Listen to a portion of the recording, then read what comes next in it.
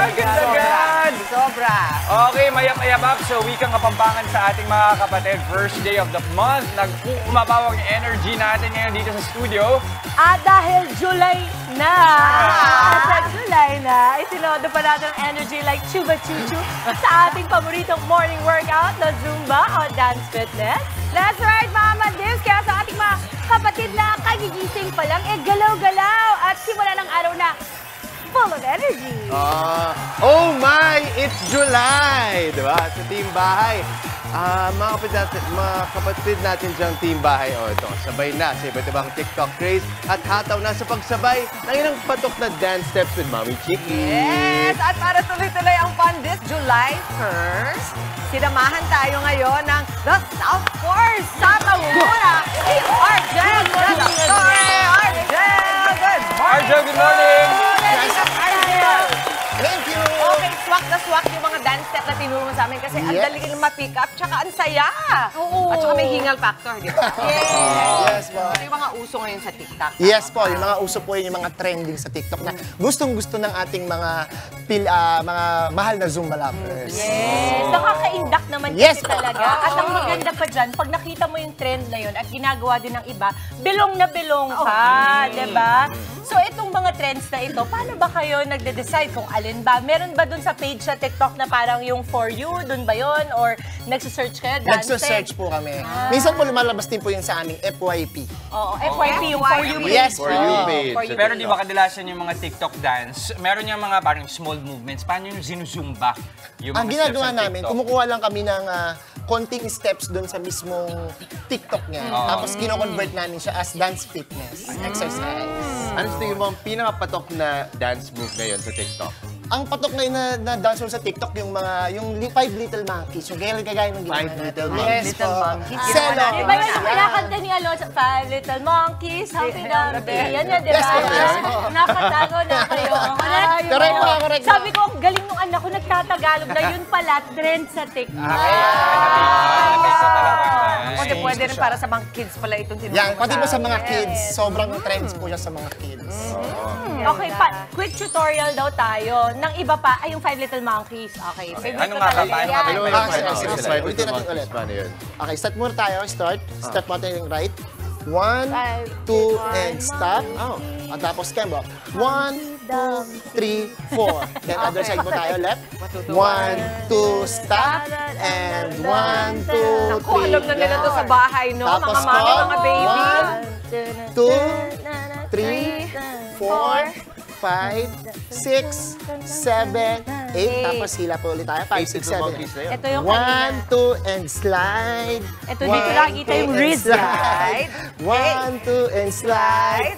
1. At syempre, the last one is meow. So nice! May Little Monkeys pero meow. Basta ganun daw. Ano mga mami? Kain nyo na to. Sabay mo tayo! Kain mo tayo! Okay! Let's go! Pakinggan mo yung lyrics, mama. Call. Nakatago na kayo. Yeah. Ayan yun. Slide mo tayo, slide. Alam na yan. And slide. Last one. And favorite, go!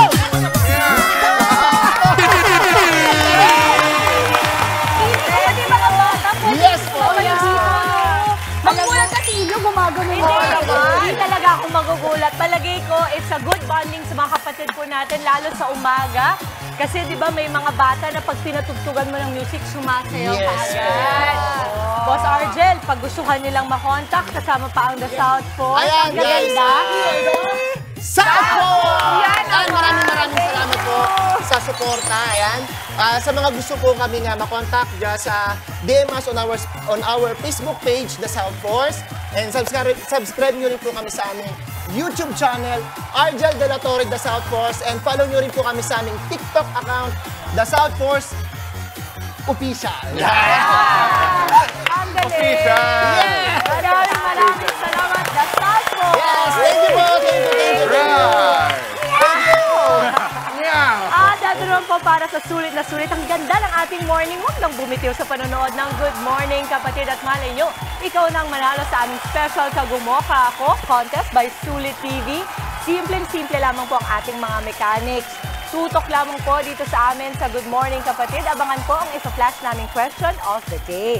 Ang inyong sagot ipadala po sa aming Facebook page with your selfie habang nanonood po ng aming programa. Mas pangmalakas ang sagot, mas wagi. Ang dalawang sagot po na aming mapipili babasahin namin sa pagtatapos ng show at winner pa ng tig-isang Sulit TV powered by TV5. Para sa sulit na panonood, mga kapatid. Kaya naman Kagumoka, go, selfie at sagot na! Tuloy-tuloy lang ang pagtutok mga kapatid. Magbabalik ang inyong paboritong kasalo sa umaga. Good morning, kapatid!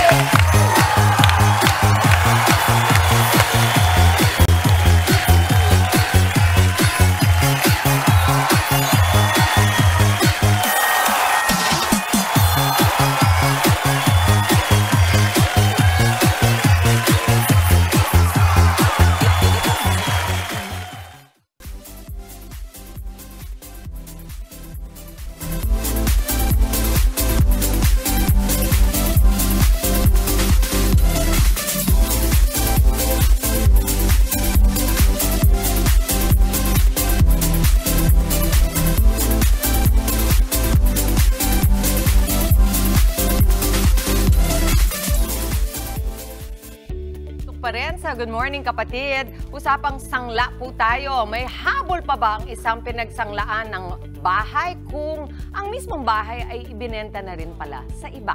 Yan ang isyong tatalakayin ni Atty. Buko sa Legal Bato. Bakit taling mo Kapos kasi ako sa budget, isasangla ko muna sa'yo yung apartment ko sa halagang 300,000. Hanggat hindi ko pa yung may babalik, ikaw na muna may-ari.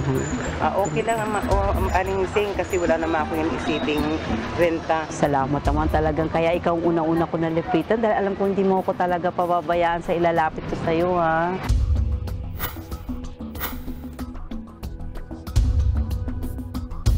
Excuse me po. Ano po yun? Ako po yung nakabili po ng bahay na to. At nasabi ko po sa inyo na hanggang katapusan lamang kayo manirahan po dito. Ay, hindi pwede. Nagkapirmahan kami nito na Aling Ising sa barangay. Pero sorry po, kasi po nagkaroon na kami ng pirmahan. Alis nga na ako nakabili ng property na to. Ito po hindi daw seal ng namin ang usapin. Attorney, pwede bang ibinta ang nakasan ng bahay? Legal ba to? Legal po na ibenta ang bahay kahit ito ay nakasangla dahil ang may-ari ng bahay pa rin ang may karapatan kahit ito ay nakasangla sa iba. Ang sangla o mortgage ay pang-secure lamang sa isang utang. Ito ay collateral lamang o security. Ang buyer ay walang obligasyon na kilalanin ang sangla o mortgage kung hindi naman nakatatak o annotate sa likod ng titulo ang nasabing sanglaan. Kaya inyo pong tandaan, anumang kasunduan sa lupa dapat in writing at notaryado at dapat ipatatak sa likod ng titulo upang maging binding sa ibang tao. Kaya ang magagawa lamang nitong pinagsanglaan ay habulin yung nagsangla sa kanila sa utang sa kanila. Ang bahay ay mapupunta sa buyer dahil may hawak itong titulo. Attorney, isinangla sa akin ng may-ari ang inupahan namin sa 3rd floor sa halagang 100,000 pesos. Sa kasamaang palad, nasunog ang buong 3 palapag na paupahan. Hindi raw kayang ipagawa ng may-ari ang buong 3rd floor at ground floor lang ng bahay nila ang itatayo. Nasunog na rin po pati yung kasulatan namin. May habol pa ba kami sa sanglatira na napagkasunduan? Legal ba to? Legal po yan. Ang sangla ay security o collateral lamang sa utang. Kaya ang nasunog man na bahay ay nakasangla, may obligasyon pa din ang may utang na bayaran ang kanyang inutang. Maaari kayong humingi ng iba pang property bilang security o collateral para masiguro na mababayaran ang inutang sa inyo. Kung wala ng ibang collateral, maaari nyo nang singilin ang utang sa inyo. Ang pagkawala ng collateral ay ground para maging due and demandable na ang utang. Kung hindi lalagpas ng 1 milyon ang utang sa inyo, maaari kayong mag-file ng small claim sa korte para mabilis na masingil ang utang sa inyo. Kung kayo po ay may nais ikonsulta sa inyong lingkod, i-follow lang ang Facebook page ng Good Morning Kapatid. Mangyaring i-private message po ninyo sa akin ang inyong mga katanungan. Maraming salamat. O Maui, bilang nauuso, matanong kita, lumaki ka rin ba sa farm? Oh my God, I thought you'd never ask. I love that question. Actually, lumaki talaga ako sa farm, sa Los Baños. Totoo. Diba? I grew up in Los Baños na marami kami Saan mga sa Los Baños? Sa malapit bayan? malapit sa UP. Okay. Pero flex ko lang kasi doon dati may mga rambutan kami, santol, Ay, saya. bayabas, at yan ang hindi nawawala sa amin, banana, saging. Okay, sakto alam mo Maui kung bakit. Kasi Bakit? meron tayong nakilala, legit, na lumaki sa farm at nagpo-produce ng pambentang banana chips. Yan ang bibida nating negosyo sa Kitang-Kita. Negosyo na may puso. Ito ang hashtag business goals ng pamilya Aaron sa negosyong banana chips mula sa kanilang Villa Socorro Farm. Hango sa Spanish name ng ilaw ng tahanan ng pamilya na si Socorro, nang ibig sabihin ay tulong. Ilang magsasaka at manggagawa ang tinutulungan ng kanilang munting farm na nagbukas noong 2008. Galing sa linya ng pagsasaka ang banana chief nitong si Raymond Aaron na noon pa man ay pangarap ng maging isang entrepreneur.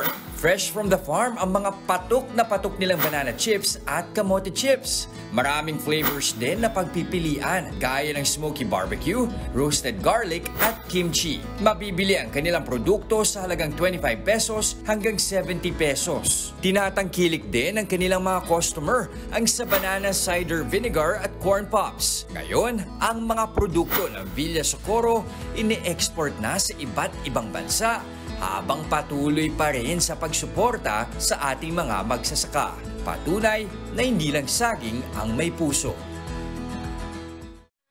At eto na, live nating makakasama si Raymond ng Villa Socorro Farm, Banana Chief. Banana Chief. Banana Banana Chief. Chief. Okay, Raymond, kwentuhan mo kami. Siyempre, tayong mga Pinoy, isa yun sa mga paborito nating snacks. Kung meron tayong local snack talaga, Yes. banana chips. Pero ano ba yung kinaiba sa banana? Actually, pinapromote talaga namin yung local snacks kasi medyo nakasanayan natin, di ba, dapat imported. Yes. Gusto natin yung mga imported products. Pero napakarami nating masasarap na produkto locally.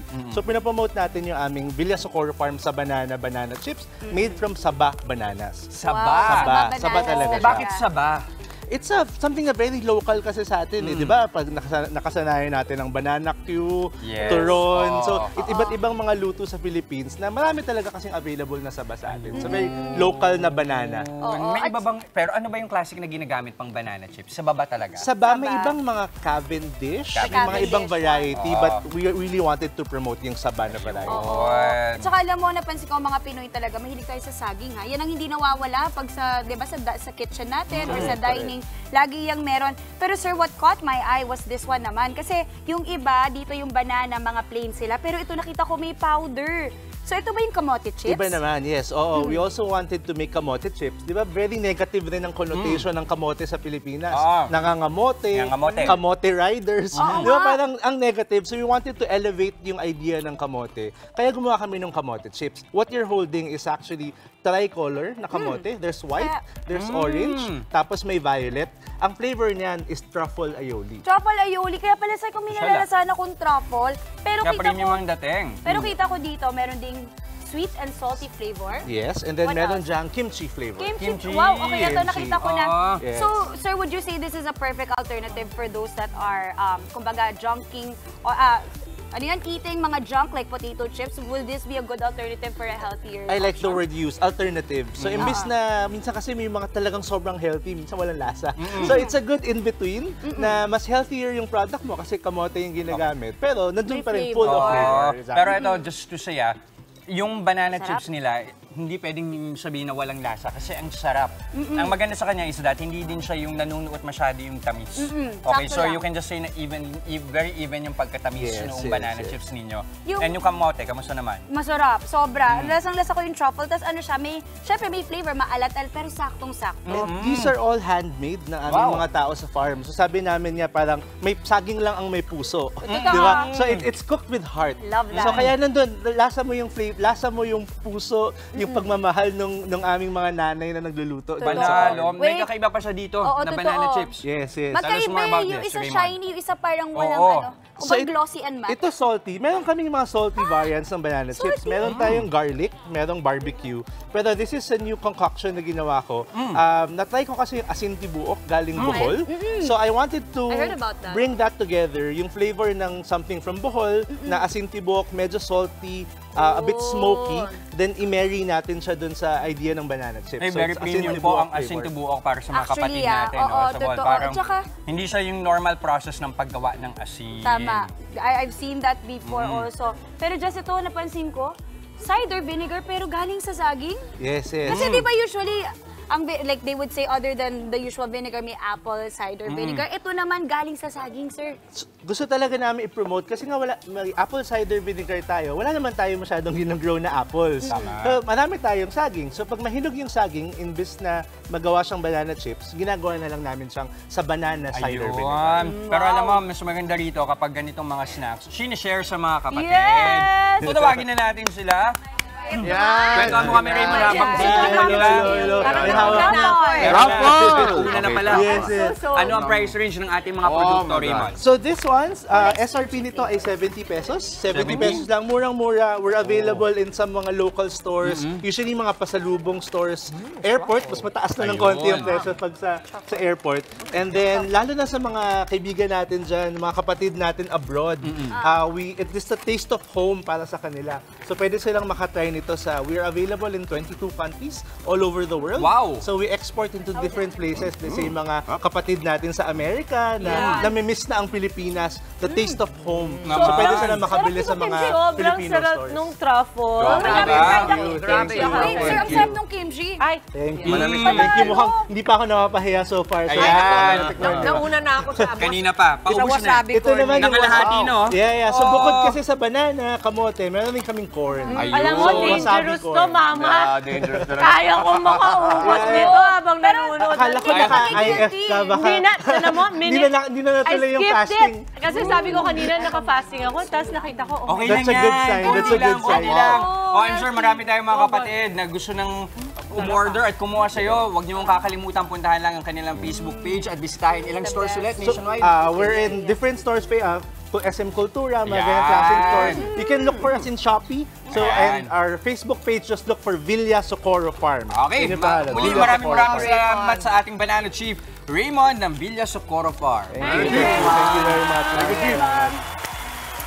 Ikaw na lang to. Ang sarap nung kain ko eh. Joke lang. Ngayon naman po, makinig na lang mabuti. Maghanda na po ng inyong selfie dahil oras na para sa inyong Sulit TV. Kagumawa ka ako, question of the day ang ating pong tanong.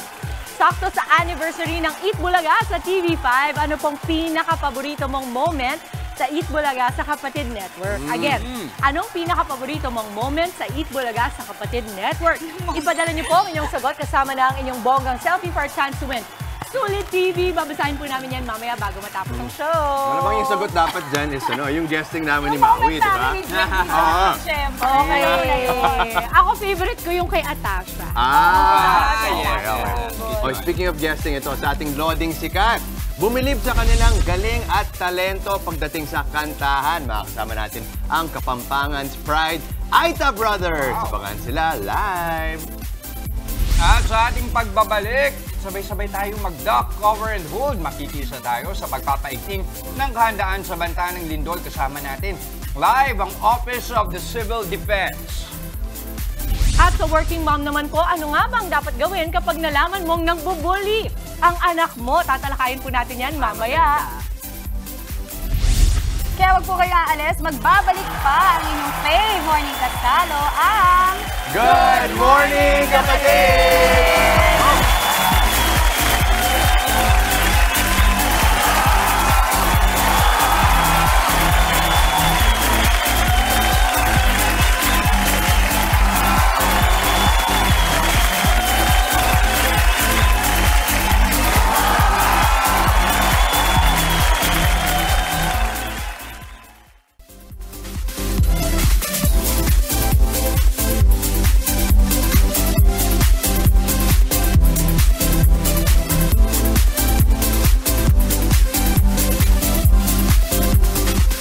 Nagbabalik po ang Good Morning Kapatid. Nagsagawa ng second quarter national simultaneous earthquake drill noong Biyernes ang National Disaster Risk Reduction and Management Council o NDRRMC sa pamamagitan ng Office of the Civil Defense o OCD. That's right. Ito ay bilang bahagi ng paghahanda sa The Big One. At para #bida ang handa tayo, di ba? Ay makikiduck, cover, and hold din tayo dito sa studio. At para mas ipaliwanag pa natin ito, kasama natin live si Undersecretary Ariel Nepomuceno at Norman Alexis Nunez ng OCD. Good morning. Good morning mga sir. Thank you so much. Good morning, good morning. Ito siguro para lang mapaliwanag muna natin, bakit ba natin pinaghahandaan yung mga ganitong panahon, Yusek?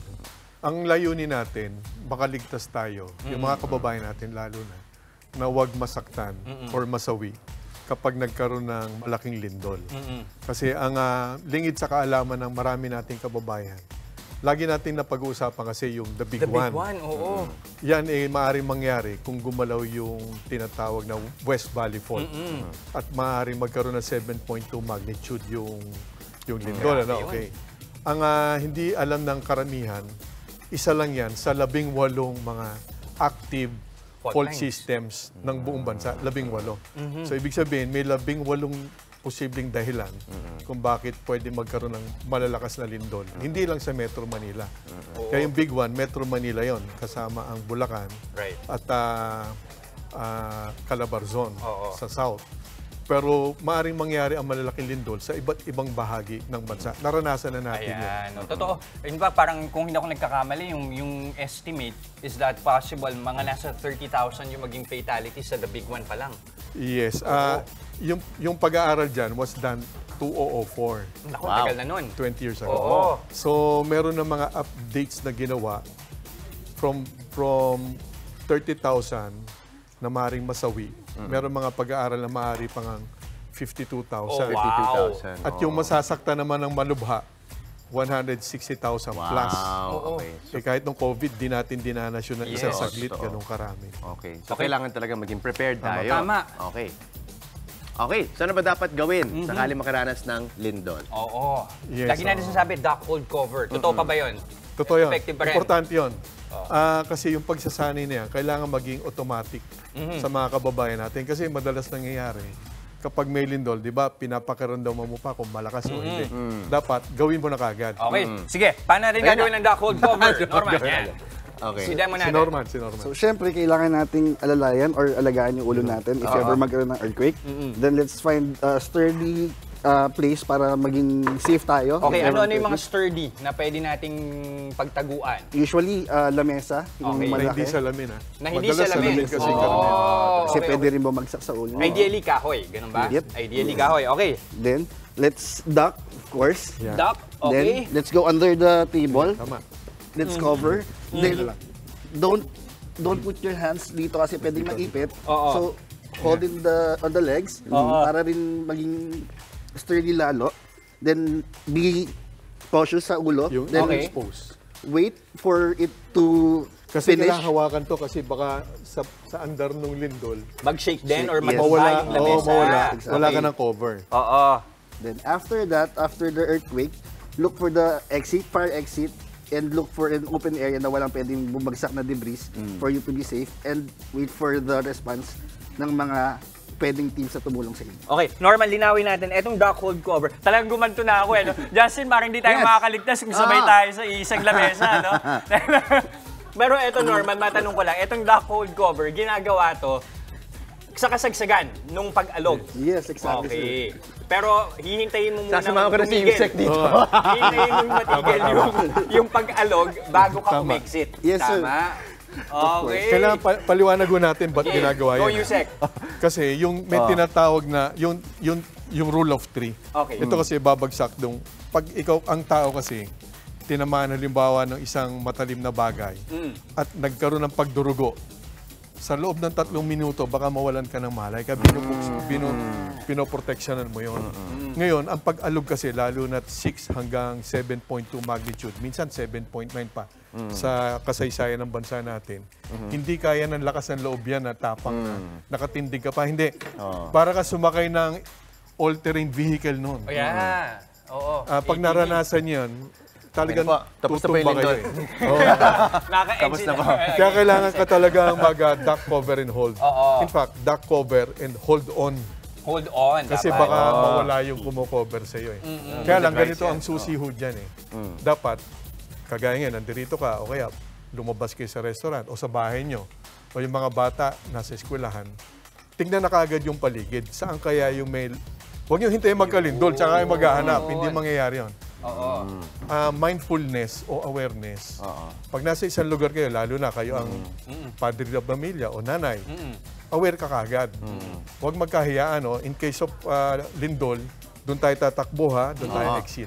Parang so kung nasan man, aware ka dapat agad. Tama naman, kahit saan ka man magpunta, dapat ganun na rin yung mindset. Lalo na kung alam mo nga naman may mga active fault systems tayo dito sa bansa.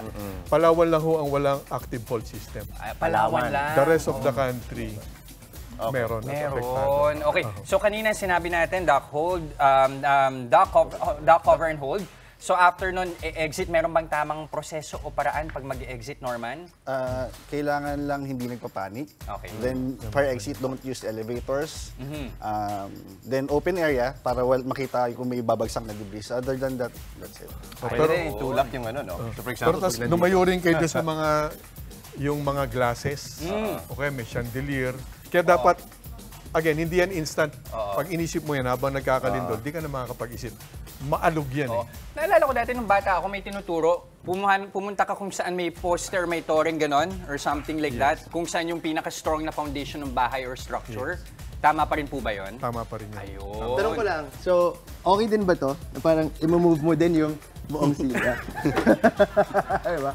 Alam mo, feeling, for me, instinctive yun, di ba? Parang pag wala ng ibang cover, edi dadalhin mo yung cover. Yung ho kasing balance eh. Pag tinesting nyo, pag nakaload kayo, mas kaya yung... Pag maalog ho talaga. Iimbitahin ho namin kayo minsan sa simulation, simulator namin.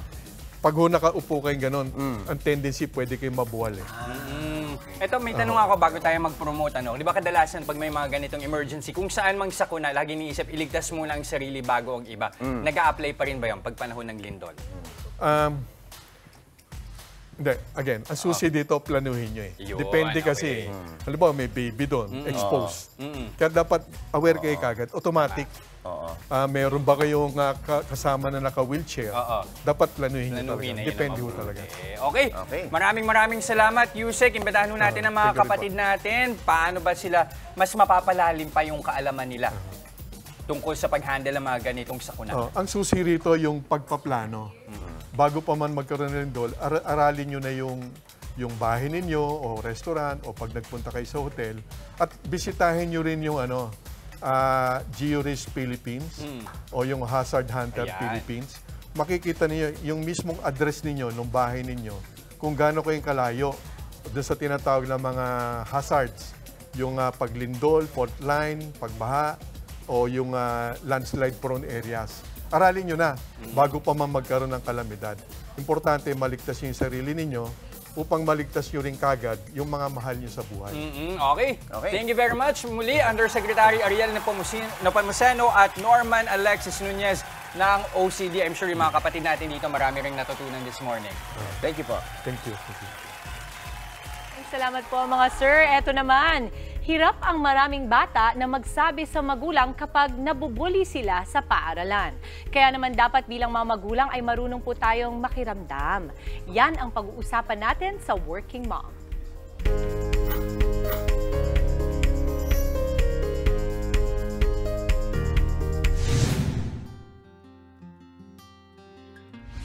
Malaki ang epekto ng bullying sa mga bata, kaya raw hindi ito pinalalampas ng nakilala kong working mom. Napakahirap po talaga kapag ang mga anak natin may pinagdadaanan. Lalong-lalo na kapag alam natin na sila ay nabubully. Alamin natin from our mommy today, si Mommy Camille Kakapit, going to the bullying of Mateo. Kwentuhan mo muna kami. How did it start? First few weeks pa lang, nagkwento na siya sa akin na parang may nag-push daw sa kanya. Nagkaroon agad ako ng big reaction kasi nagulat ako. Inaalagaan mo, di ba? Yung parang ayaw mong madapuan man lang ng kahit ano, di ba? Parang takot na takot ka. Pero dahil sa naging reaksyon ni Mommy Camille, napansin niyang naging mailap si Mateo sa pagkikwento sa kanya. He stopped telling me things about yung, alam mo yung nangyayari sa school. Parang, in terms of schoolwork, magkukwento siya. Pero yung sa nangyayari sa paligid, umuwi kasi siya. And then nakita ko, may parang pantal dito. So I asked, oh, what happened? And then sabi niya, may classmate poke me with a pencil. Talagang nag-ano muna ako.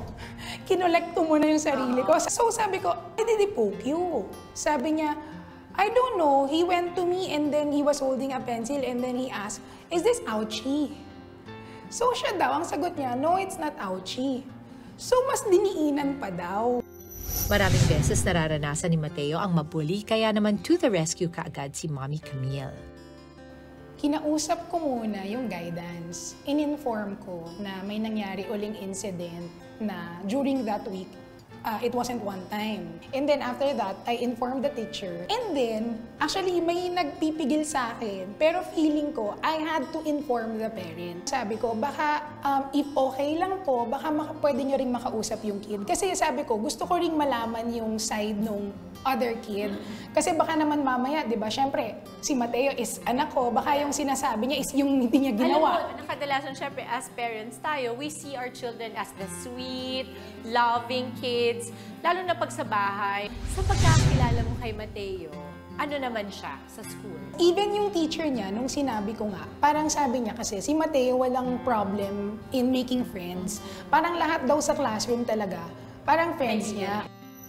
Dito na raw pinaalalahanan ni Mommy Camille si Mateo na hindi sa lahat ng pagkakataon ay hahayaan niya lang ang pambubuli sa kanya. I'm not sure if other parents would agree, pero parang sinabi ko kasi kay Mateo na you have to learn how to defend yourself also. I'm a believer of that. Sabi ko kasi. Kasi yung defense naman, hindi naman siya to hurt back. It's really more, pwede rin na through words. You defend yourself and say, okay, I'm not okay if you do that to me. That's a defense also. May ilang paalala naman daw si Mommy Camille kung sakaling makakaranas din ng bullying ang inyong anak. Stay calm. Yun muna talaga. Parang pag na-feel mo yung syempre, galit talaga yung mararamdaman mo agad eh. Kasi nasaktan yung anak mo, walang magulang na gustong masaktan yung anak, di ba? Kung nalaman nyo na may sakit sa anak nyo, ako, I would highly suggest na, syempre, yung teacher pa rin, yung unang lalapitan. Always be present. Parang kung na-experience nila yon, iparamdam mo sa kanila na nandyan ka, to listen to them, na hindi sila nag-iisa sa kung ano man yung pinagdadaan nila. Thank you, Mommy, for sharing your story. Maraming nakaka-relate dyan. Pero ito pa, isa pa sa marami pong nakaka-relate. Time na para ibida natin ang artwork sa Bluey, gumoka, guhit mo, kapatid! Ang ating pong Bluey fan winner for today ay si Jamarha Maurice Lauron, 8 years old, mula po sa General Santos City. Oh, cute! Talaga yung kinakareer nila, oh. Yes. At umaabot na ang GMK doon sa General Santos. Hello! Ganda! Jensen! Proud na proud siya sa kanyang artwork. Ganda na ng ngiti. Very pretty girl. Pretty. Thank you. Maraming salamat. Hintayin lamang po ang mensahe ng aming staff para sa detalye kung paano nyo makiklaim ang inyong Bluey merch. That's right. Sa ating papang kapatid, mag-drawing lang ang ating Bluey character for this week. Ang mommy ni na Bluey na si Chili Healer. Okay? At mag-selfie with your Bluey artwork. At isend yan sa aming Good Morning Kapatid Facebook page. Huwag kalimutan ilagay ang iyong pangalan, edad, address, at contact number. Ang mapipili namin kada araw, i-feature na natin. At may merch pang mapapanalunan. Kaya naman mga kapatid at mga ka-Bluey, ready, get set, at drawing na! Narito naman ang iba pang mga balitang dapat abangan sa Frontline sa Umaga Express. Justice Department alam na raw kung nasaan si dating Bucor Chief Gerald Bantag at hinihikayat nilang sumuko na lang. Vice President Sara Duterte dadalo pa rin sa palarong pambansa kahit nagbitiw na bilang kalihim ng edukasyon. At Nations Girl Group Dini magkakaroon ng panibagong concert sa The Big Dome sa October. Huwag na huwag po kayong aalis. Magbabalik pa ang inyong paboritong morning kasalo ang Good Morning Kapatid!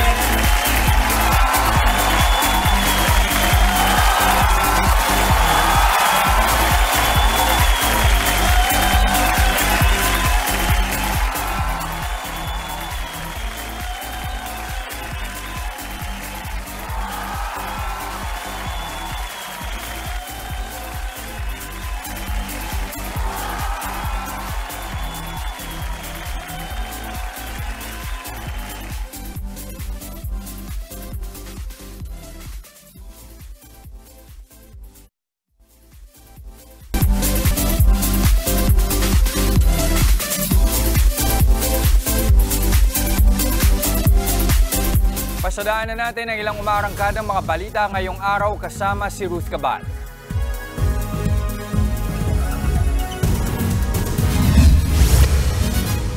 Isang lalaki sa Santa Cruz, Davao del Sur ang hinahanap pa matapos mahulog sa ilog kahapon.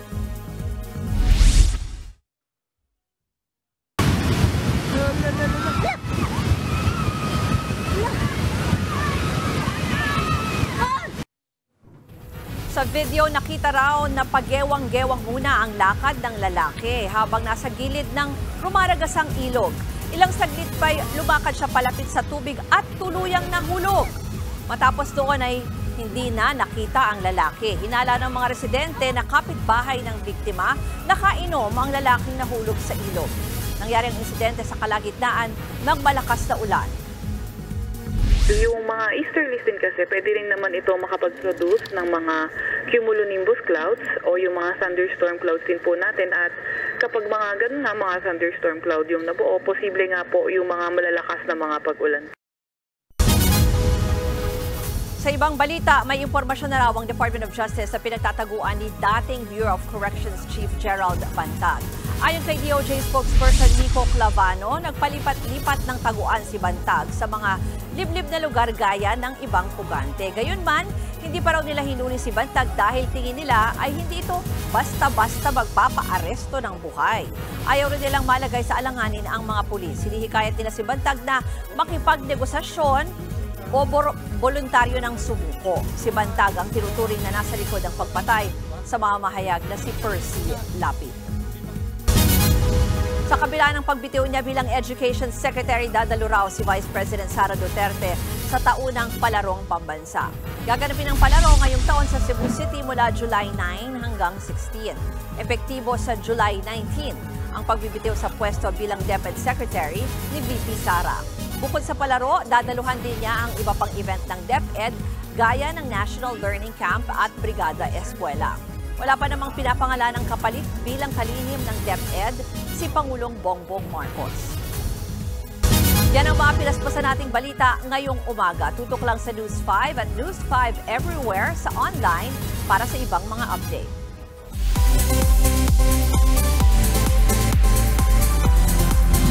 Maraming salamat, Ruth!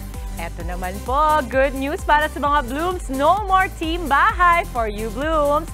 Dadalhin kasi ng Nations Girl Group natin ang Beanieverse Concert sa mas malaking venue. Itinakda na po ng Beanie ang grand concert sa Smart Araneta Coliseum sa October 4. Yan ang surprise ng Beanie sa kanilang fans sa pagtatapos ng kanilang 3-day sold-out concert sa New Frontier Theater kagabi. Maaalalang mabilis na ubos ang tickets para dito. Kaya sabi ng grupo, gusto sana nilang mabigyan ng chance ang mas maraming Blooms na mapanood sila live. Sa ngayon, wala pa pong detalye sa bentahan ng tickets.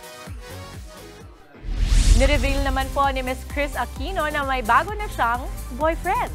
Sa vlog ni Audie Diaz, si Bemby ang unang nagsabing mapayapa ang puso ng kanyang mom na si Chris. Dito na ibinahagi ni Chris na mayroon siyang boyfriend na doktor. Nakabase daw ito sa Makati City. Sabi naman ni Bemby, a very good guy raw ang bagong boyfriend ni Chris. Tungkol naman sa nalilink sa kanya na si Mark Leviste. Sinabi ni Chris na nagkalabuan sila mula noong November. Sinubukan daw nilang ayusin pero may nalaman daw siyang ayaw niya nang sabihin.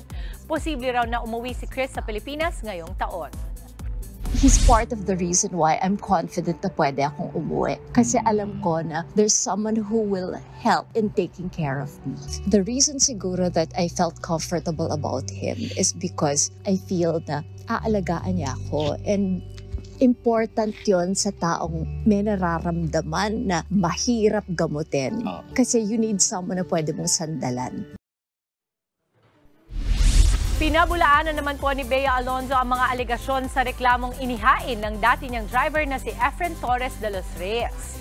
Sa labor complaint ni de los Reyes, inireklamo niya ang mga umano'y issue sa pasahod sa kanya. Inireklamo rin ni de los Reyes ang umano'y illegal dismissal at pangmamaltrato sa kanya. Pero kinwestiyon ng kampo ni Bea ang timing nito. Kasunod kasi ito ng pagsampa ng cyber libel case ng aktres laban sa tinukoy na misis ni De Los Santos. Ang umano'y misis kasi ang natukoy na source sa ibinalita ni Chrissy Fermin na pinalayas ng aktres si De Los Santos at ilang kasambahay. Pero giit ng kampo ni Bea, pure harassment case lang daw ang reklamo. Heto naman po ang ilan sa mga pinadalang selfie ng ating mga kapatid. Tignan nga natin. Ay, ganda ng mga nakasayaw din. Team Stream, good morning. Good morning, kapatid. Good morning. Oy. Gusto ko yung mga Team Stream, pwede ulit-ulitin yung choreography ng Five Monkeys, di ba? Ay, totoo. Ay, at pwede Little man naman Monkeys. Humpty Dumpty. Good morning. Nakatago na kayo. Maraming salamat po mga kapatid. Keep sending lang ang selfies ninyo at sagot na rin po sa ating question of the day. Ilagay nyo na rin po kung saan lugar kayo naroroon. At malay ninyo, kayo po ang manalo ng aming Sulit TV para sa extra sulit na panonood. Eto naman, sa aming pagbabalik, magpapasiklab ng talento ang Pinoy Pride Duo na trending sa kanilang husay sa pag-awit. Ang Aita Brothers makikijam sa atin, live na live. Tuloy-tuloy lang ang good vibes, kasama pa rin ang inyong paboritong kasalo sa umaga. Good morning, kapatid!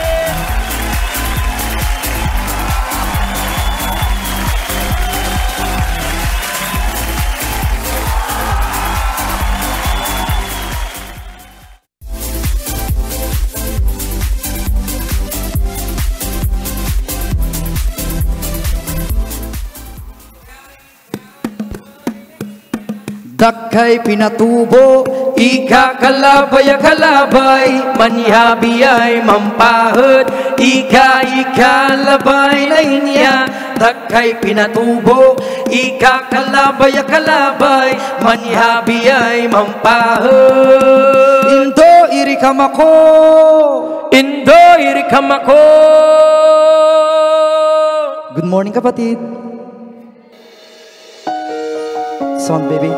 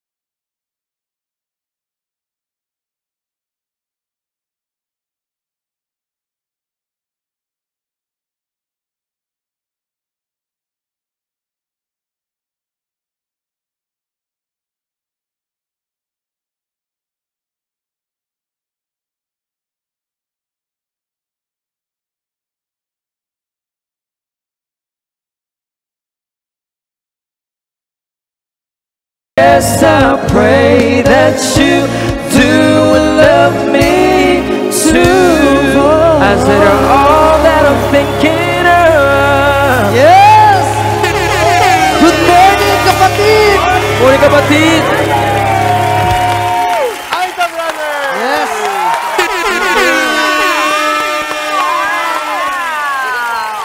Okay, mga kapatid, again, Kapampangan's Pride, Aita Brothers, Arjon and Jason. Yes! Magandang umaga po. Maya paabak po kaya kongan Kim Pampanga. Mampat anluka mo yungan. Oy, marami yata nanonood sa atin sa Pampanga. Hello po. Magandang araw po sa inyo. Taga-saan nga ulit kayo sa Pampanga? Mabalakat po. Pampanga ba? Anak, guys, meron lang akong gustong batiyan ng ano. Mangan niyo po ni ma'am. Kaya pala malago ko po. Tsaka mapogi, sir. Meron lang po sana akong gustong batihin. Ay, birthday! Happy birthday sa asawa ko. Ayan na, mahal kita sa July 5 yan. Janet Gilbert. Ayan. And so, sa asawa ko rin po, July 11 naman, Jenica Narciso. I love you so much.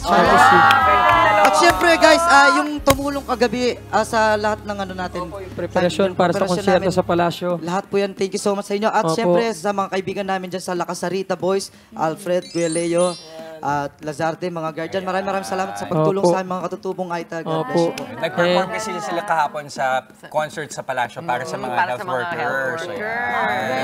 Well, seeing that you guys, ang galing niyong kumanta. Kailan nagsimula yung paghilig niyo sa pagkanta? Bata pa lang Siguro it's in the blood. Wow, it's in the blood. Kasi marunong kami mag-Tagalog para konta lang. Uy, ako din! Ayun po, yung tatay ko po, tsaka nanay ko si mahilig sila sa music talaga. Yung tatay ko, yung araw po kasi luma, combo yung tawag. Yun. Gitarista yung tatay ko. Tapos yung kuya ko naman banda siya ngayon. Doon na nag-start po. Tapos nag-viral po kami dalawa. Siya po yung batang Justin Bieber na sa sasakyan. Sample nga. Sige, para sa inyo po. Say wow, wow. Yo, shawty's a eeny, meeny, miny, mo love, yeah. Shawty's a eeny, meeny, miny, mo love, yeah. Shawty's a eeny, meeny, miny, mo love, yeah. Shawty's a eeny, meeny, miny, mo love, yeah. Say baby, baby, baby, oh, like baby, baby, baby, no. I'm like baby, baby, baby, oh. Thought you'd always be mine, Nova Mocha. Yes. At syempre hindi pa tapos yan. Nag-viral din po siya. Ito, kakaiba. Siya po yung Jericho Rosales. Sabi na nga. Yan ka lang iniisip ko talaga. Pakitaan mo naman sa'yo yung nag-viral ka. Even though it seems I have everything, I don't wanna be a lonely fool. All of the women, all the expensive cars, all of the money don't amount to you. I can make believe I have everything, but I can't pretend that I don't see it. That without you, yum yum, my life is incomplete. Parang ikaw lang. If without you, I'm Curtis, his life is incomplete.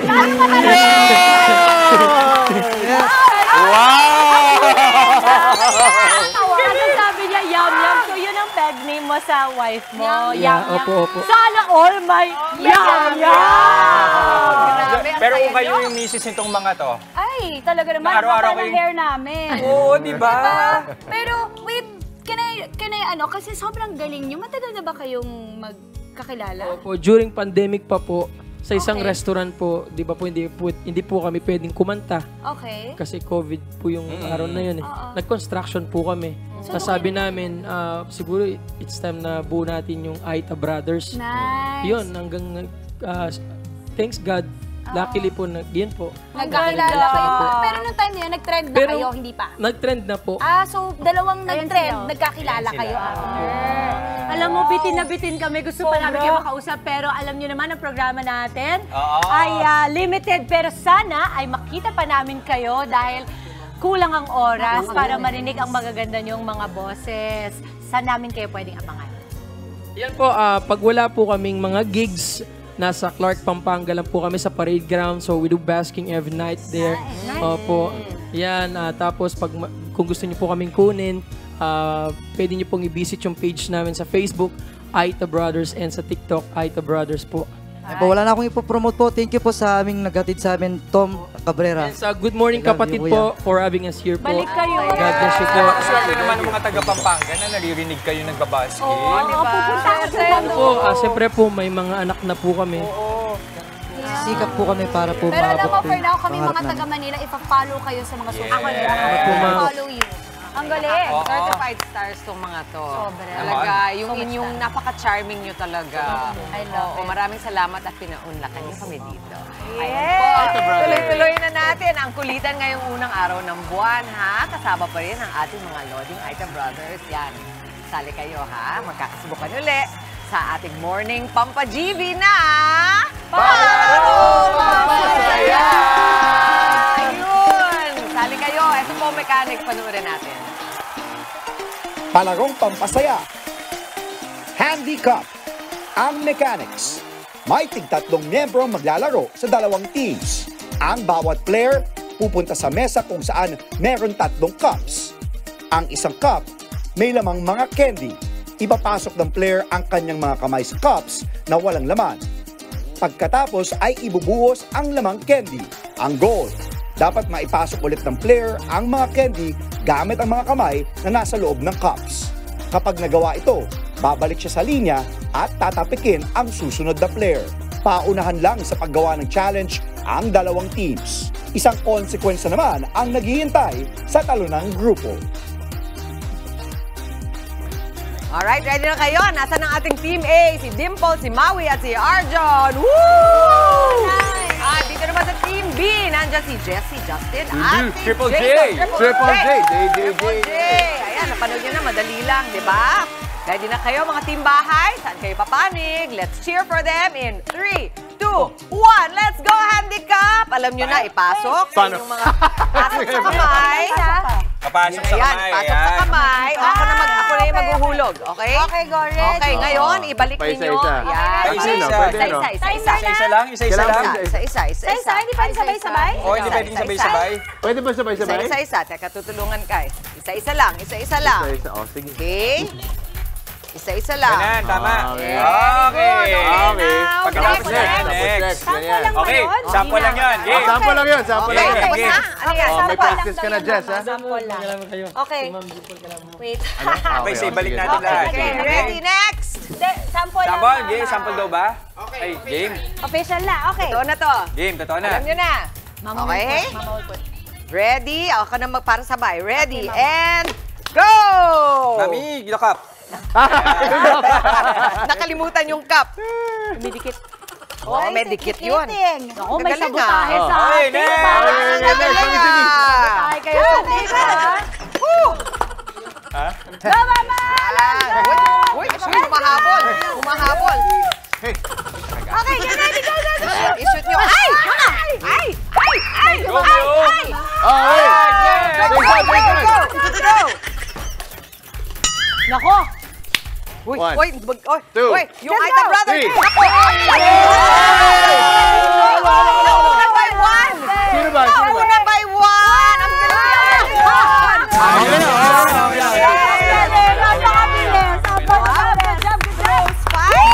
Very close fight. Napaka-competitive pala nitong dalawang to. Para kayo magkagalit kanina. Ayaw na mag-tingin. Ako. Bro! Okay. Pero talagang nakasneaky ito si Arjon. Bigla na lang nanalo sila by one. By one candy. By one candy. Oh, may consequence. Ako na love ko lang kung sino gusto kong pahiran.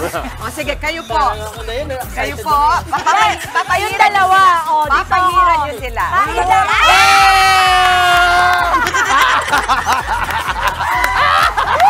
So, alam mo na, Jessica! Alam mo!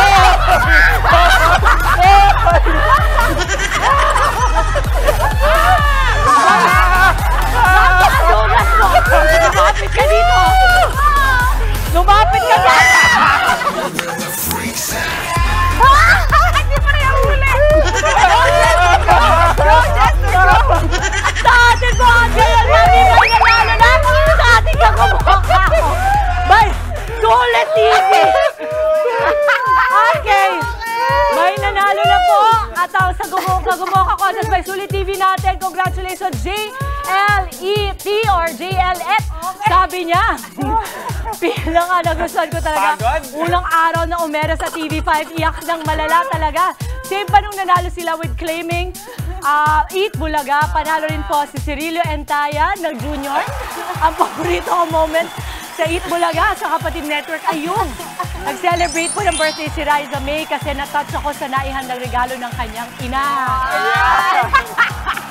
Okay, hintayin lamang po mensahe ng isang para maklaim ang inyong loan. Ito na itong dalawa. Handa na sila para sa ating Fun-Filled Monday. Isang magulang umaga na ito namin sa inyong mga tahanan! Ay, kinakit pa naman tayo kan! Baka kasi! Gusto ko lang batiin yung daddy ko, si Ponce Quirino. Happy birthday! I love you, Pop. Enjoy lang araw at mag-spread ng good vibes palagi. Happy birthday! Smiling lang. Yan ang paalala ng inyong paborito kasama sa umaga. Good morning!